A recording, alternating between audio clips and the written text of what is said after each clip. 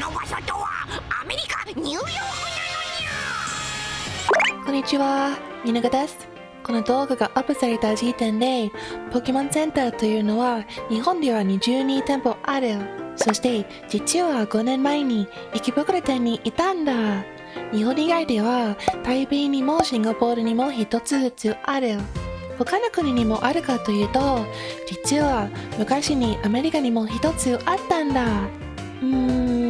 掲げて分かったと思うけど、そのお店は今ではニンテンドーニューヨークと呼ばれているが、このお店は2001年から2005年までポケモンセンターニューヨークというお店だった。このお店の開店から閉店までの歴史を大雑把に解説したいと思います。ポケモンシリーズは大人気なのは誰でも知っているけど、最初の数年間はものすごい人気があった。日本のゲームシリーズは最初の作品がアメリカでは発売されなかったケースが多いけど、一方でポケモンは最初から翻訳されて発売されていた。ちょっと遅くなったけどね。赤緑は日本で1996年、アメリカで1998年。でも日本のようにすぐ市街現象になってポケマニアという言葉ができた。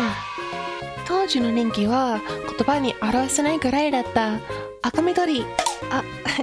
アメリカでは赤青なんだけど、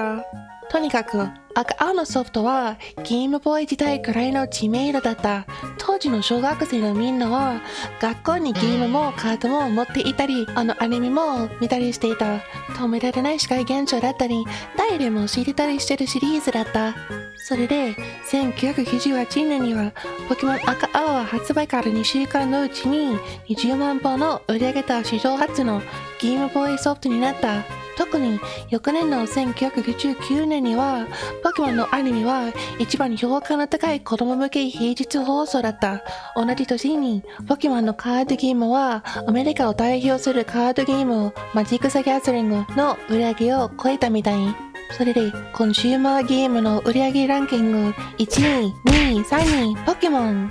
2000年にもポケモン金銀が1位と2位、ピカチュウ版が3位、サジも4位。というわけでアメリカでもポケモンが世界現象になって、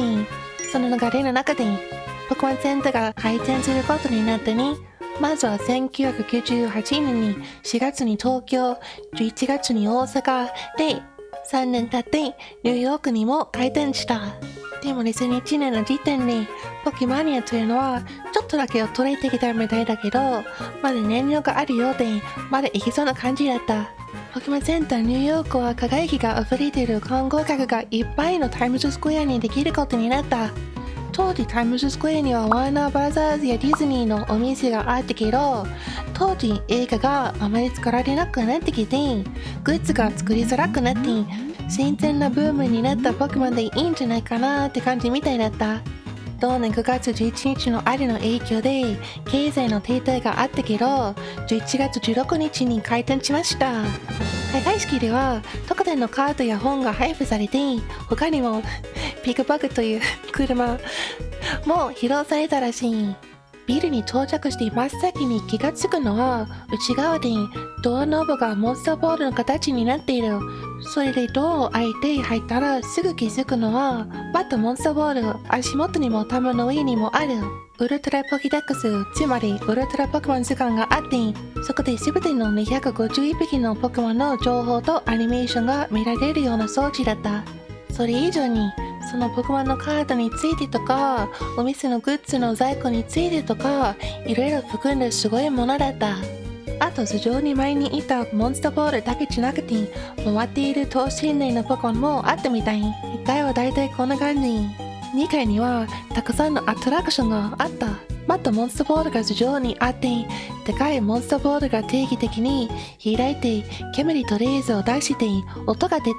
アニメを見ていたならわかるけど、ポケモンが出てくるところを表現してるのに、他にも Gotta Catch More Machine, Get the Machine というポケモン金銀クリスタルのカセットを差し込むとレアポケモンがもらえる装置があった。何がもらえるかはその時のテーマ次第だった。当時こうやってニンテンドーのアメリカ本部が配布イベントを開催していた。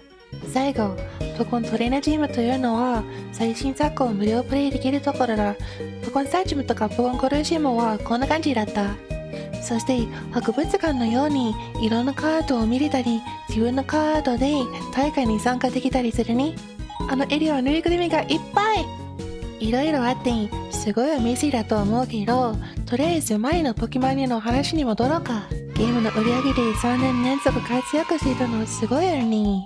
でもまあ、いずれ他のゲームもそれより裏切りきそうだよね。アニメの放送は54週間連続で1位取ってたけど、2000年からあるチャンネルで1位じゃなくなってきて、他のチャンネルでは競合のデジモンに1位が取られたみたい。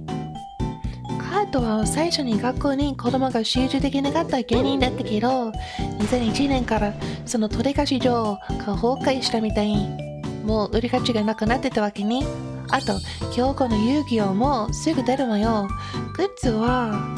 ポケモンの当時のサブディレクターの増田純一さんによると、もうグッズの需要がだんだん低くなってきて、もう次のバズはスター・ウォーズになってみたい。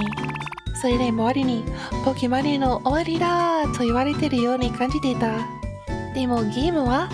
3世代でポケモンの数をまた100匹以上増えるだろうに。もともとのスローガン、ガリガチャも全てをゲットしなきゃはみんな知っていた。アメリカ吹き替え版のアニメの最初の主題歌の曲名はそのスローガンだった。これが非常に難しくなるどころか、ルビーとサファイアから単純に無理になったね。それであのスローガンが消えることになった。低迷期とまでは言いづらいけど、以前のような大きなバズりもなくなってきたとは言えると思う。まあ個人的には玉を絞って思い出そうとしたら、確かにシリーズの雰囲気もルビーサファイアからちょっとイメチェンされたみたいと思う。それでも今までにルビーサファイア神ゲーというのは過言ではないと感じるけど、近隣に比べると裏切りは別の話だった。とにかくポケモンセンターに戻る。開店から4年かけて数千人の観光客が訪れてたけど、ポケモンというブランド自体の人気がちょっと衰えてきてどうなるだろうに。2004年に改装のために一時閉店のお知らせがあったんだけど、実際にそのすぐ後にまた一つのお知らせが出たんだ。ポケモンセンターニューヨークというのはもうなくなって任天堂ワールドとして行くことになるんだって。ショックだ。なんでそうなるのかというと、当時のポケモンの人気の事情を鑑みると、ポケモンへの勢いが衰えてきたから、ポケモンを含めた任天堂の他のゲームのシリーズも全部入れたらいいんじゃないかと考えた。まあそうだったと言えるかもしれないね。それから約20年経って今では任天堂ワールドじゃなくて任天堂ニューヨークにまた改名されてるけど、その店は今でも現役だ。もちろんポケモンが任天堂の一部だから、今でもストアの一部ではポケモンのグッズが売られてるね。それでそのストアの歴史が忘れられてないとでも言うように、モンスターボールの形をしたドアノブは今でも残っているよ。この動画の情報はいろんなサイトから集めて、特にポケモンセンターニューヨーク .com には大変お世話になりました。もちろん概要欄にリンクがあります。任天堂ニューヨークはもうポケモン専門店じゃなくなったけれども、個人的に任天堂ニューヨークに行ったことが多くて、行く価値があると正直思うので、任天堂がポケモンのファンがニューヨークに行ったら、タイムズスクエアを回るついでにぜひ行ってみてください。それでは最後まで見てくれてありがとうございます。これからも海外のオタク文化とかの動画をアップするつもりなので、興味がある方はよろしければ登録していただけると嬉しいなぁと。それじゃあ、またね。バイバーイ。